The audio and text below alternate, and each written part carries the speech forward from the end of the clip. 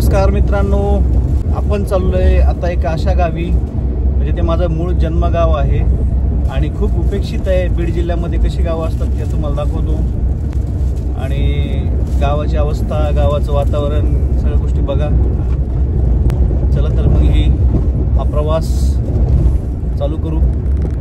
माझ्यासोबत आहे माझी बायको आणि माझी ही मुलगी. हॅलो, काय नाव आहे गावाचं आपल्या? ढोकवड. बीड पासून 25 किलोमीटर अंतरावर ढोकवड म्हणून गाव आहे. छोटस गाव आहे, म्हणजे एक वाडी टाईप, 20-25 घराचं गाव. त्याला गाव तरी कसं म्हणणार आहे, ती वाडीच आहे, पण पहिल्यापासून गाव म्हणायची सवय आहे, त्यामुळे गाव.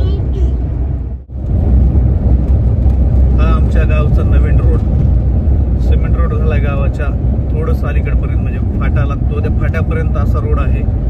हा रोड झाल्यामुळं आता गावाकडे जायला जो वेळ लागत होता त्यापेक्षा खूप कमी वेळ आता लागतो.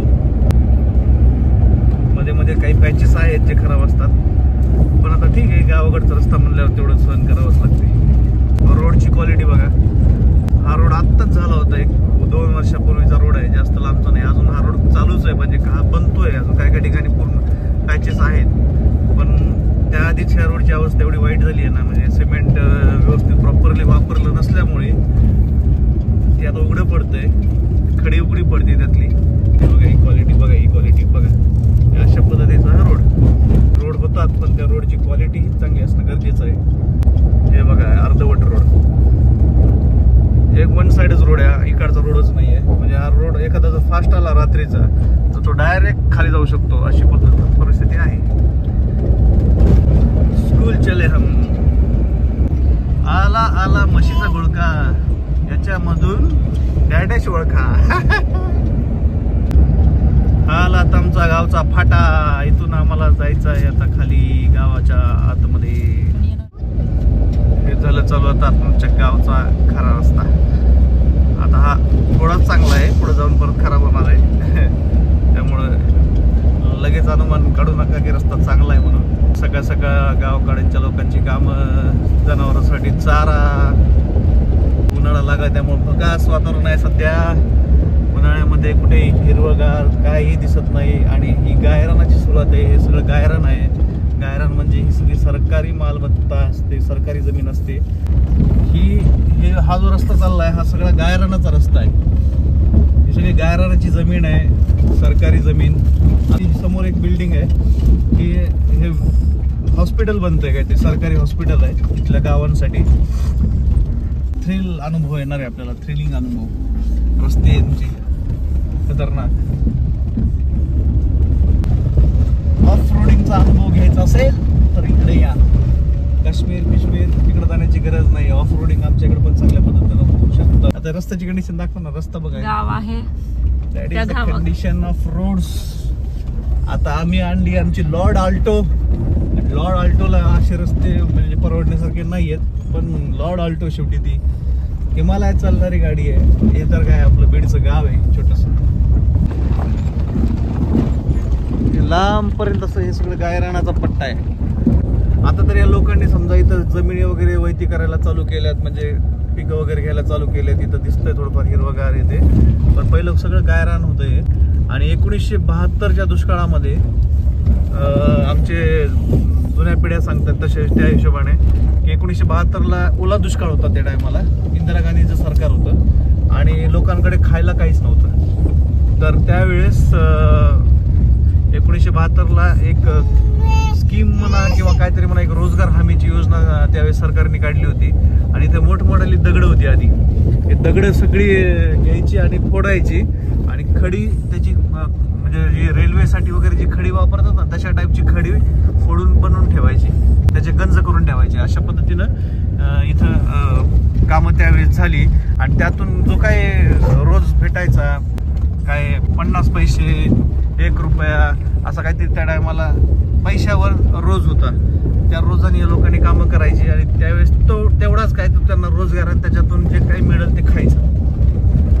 अशा पद्धतीचा तो ओला दुष्काळ त्या टायमाचा लोकांनी त्यांनी अनुभवलेलं आहे आणि त्याच्या ज्या कहाण्या आहेत त्या आत्ताही लोक आम्हाला सांगतात. आम्हाला कामं नव्हती, मग इंदिरा गांधींनी असं स्कीम आणली आणि मग आम्हाला कामं लागली आणि त्यानंतर ती खडी वर्षानुवर्ष इथं पडून होती ह्या भागामध्ये. म्हणजे बघा ना, देशामध्ये कशा गोष्टी कशा मॅनेज करावं लागतात. एक देश चालवायचा म्हणजे सगळ्या गोष्टी कशा.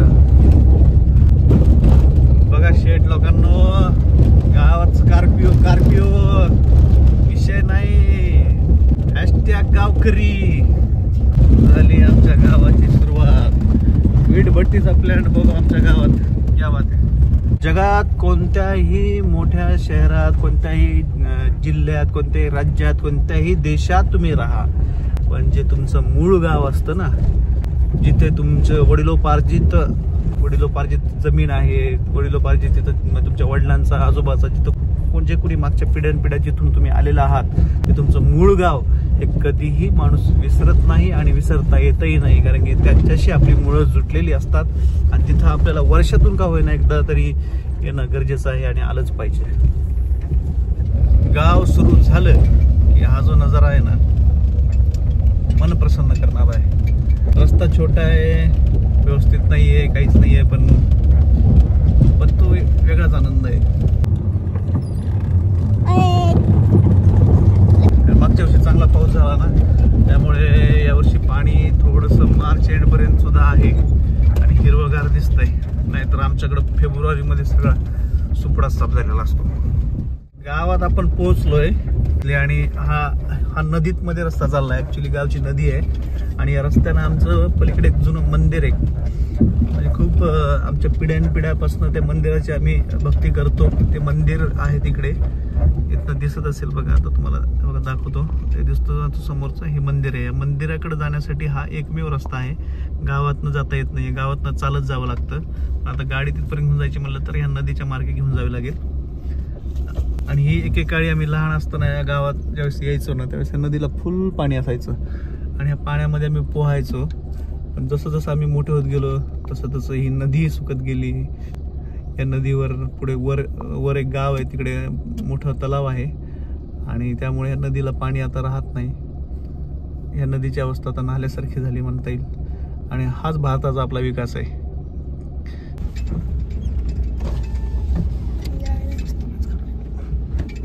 आलो आता आपण मंदिराच्या जवळ. आता गाव ही गावासारखे राहिले नाहीत. पहिलं गावाचं जे चित्र होतं ते आपल्या मराठी पुस्तकांमध्ये गावाचं असं चित्र रेखाटलेलं असायचं, किती छान वाटायचं ना. असं गाव हिरवगार, पाणी वाहते नद्यांचं येते. आता तशी गावं राहिली नाहीत. आता या पोरांना काय दाखवायचं गाव म्हणजे काय असतं गाव.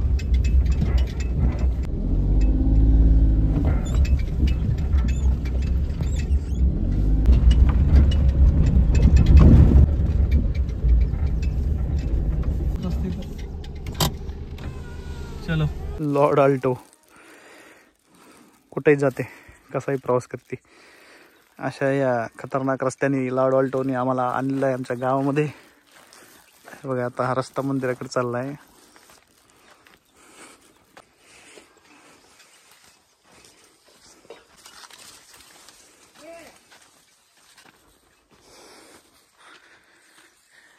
हे आमच्या गावचं मंदिर, श्री कानिफनाथ यांचं हे मंदिर.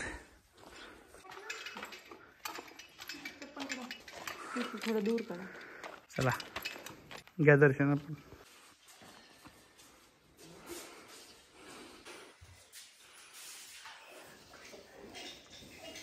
मंदिराचा थोडासा परिचय देतो.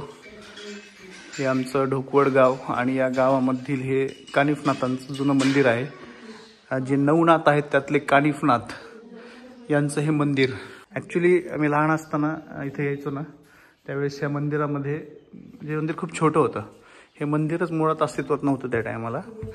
आणि हे नदीकाठी असलेलं हे छोटंसं मंदिर आणि गावाच्या थोडंसं बाजूला असल्यामुळे इकडे जास्त कोणी म्हणजे येत नव्हतं वगैरे. आणि ह्या मंदिराचा हा जो भाग आहे ना, तो हाच मूळ मंदिर आहे. म्हणजे हे एवढंच, ही जी दगडं दिसत आहेत मंदिरातली, ही जी म्हणजे ह्याला कोणतं मूर्तिरूप नाही आहे किंवा काही नाही आहे. ह्या पद्धतीची ही जी दगडं आहेत ना, ही अशी होती आणि लोक यायची इथं पाया पडायची. तर एकेकाळामध्ये ही नदी खूप मोठ्या प्रमाणात वाहत होती. नदीचं पात्र खूप मोठं आहे तर आमचे वडील वगैरे सांगतात की ते लहान असताना या नदीमधनं पोहत पलीकडच्या गावी जायचे, जेणेकरून त्यांना शाळेसाठी तिकडे जावं लागायचं. तर हा काळ खूप जुना नाही आहे, 20-30 वर्षा पाठीमागे जर गेलं तर या सगळ्या गोष्टी आहेत. मग आमच्या वडिलांची श्रद्धा, आमच्या घराची, आमच्या गावची पूर्ण श्रद्धा या कानिफनाथ महाराजांवर आहे. आणि नंतर ज्यावेळेस माझे वडील रिटायर झाले त्यावेळेस त्यांनी एक प्रण केला होता की मी छोटंसं एक मंदिराचा गाभारा उभा करेल. आणि त्यांनी मूळ गाभारा हा जो दिसतोय ना, या गाभाऱ्यासाठी त्यांनी प्रयत्न केले आणि हा गाभारा त्यांनी आधी उभा केला. त्यानंतर मग गोष्टी बदलत गेल्या, बऱ्याच लोकांची श्रद्धा वाढत गेली, लोकही इथे हातभार लावू लागले. मग गाभारा झाला, वरचं शिखर झालं, त्यावर आता कळस बसवायचा बहुतेक बाकी आहे. मग काही लोकांनी ही पत्री टाकली, सभागृह बांधला. अशा पद्धतीने प्रत्येकाचे ते हातभार लागत गेला आणि ही गोष्ट मोठी होत गेली. आजच्या काळामध्ये मंदिर खूप चांगलं आहे. इथे दर एकादशीला इथे भजन वगैरे होतं, लोक जमतात, बऱ्याच गोष्टी चेंज होत गेल्या. अखंड हरिनाम सप्ताह.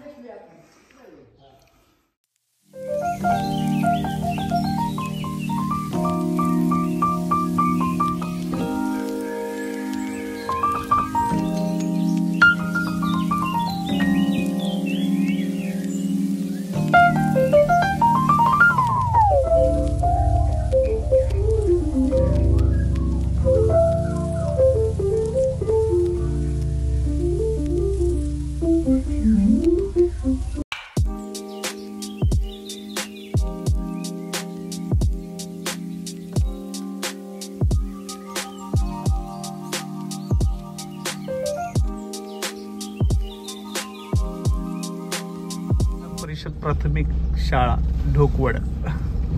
आणि हा जी समोरची जागा आहे ना, इथं गट्टू टाकलेले दिसतात, हा आमचा ऑफिशियल जागा आहे आमच्या येथील नारळ, आमच्या येथील सप्त्याची, जी दरवर्षी होतो. आणि ह्या वर्षीचा सप्ताह हा आता गुढीपाडव्याला आमचा दरवर्षी सप्ताह उभा राहतो.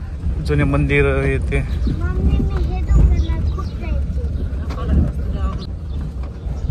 हे आमचं घर जुनं आणि आमची भावकी मंडळी, चुलते काकींचे घर. चला तर मग आता आपण चाललो आता परत. दर्शन झालंय, सगळं झालंय. गावात काय कोणी नव्हतं, भेटलं कोणी नाहीये, त्यामुळं आल्या रस्त्यानं आता परत बीडकडे. आणि उन्हाळ्यामध्ये गावाकडे यायचं म्हणजे एवढं भकास असतंय ना की गावाकडे थांबू सुद्धा वाटत नाही ना, की तेव्हा काही प्रसन्न असं वातावरण काय नसतंय. आता सप्ताह चालू होईल गावाकडे, त्यावेळेस काय ते थोडंसं प्रसन्न, 8 दिवस एकदम छान वाटतील. आणि त्यानंतर परत आहे असंच. आणि तुम्ही बघितलं तेवढं हे असं आमच्या पद्धतीचं आमचं गाव. म्हणजे आज जर विचार केला तर जुन्या काळात, म्हणजे आज आमच्या गावात काय नाही आहे, आज एकही सुविधा नाही आहे.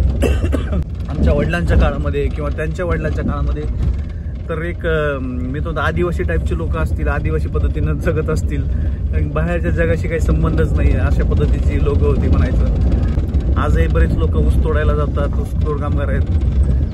अशा पद्धतीची परिस्थिती आहे बीड जिल्ह्यामध्ये गावांची. आता बऱ्यापैकी गाव सुधारली, सगळं झाले, पण आमचं गाव थोडंसं आडमार्गी आहे आणि सुधारायला अजून वेळ लागेल. गावाला बाय करूया आपल्या. आता चालूया आपल्या बीडकडे. बाय. Thanks for watching.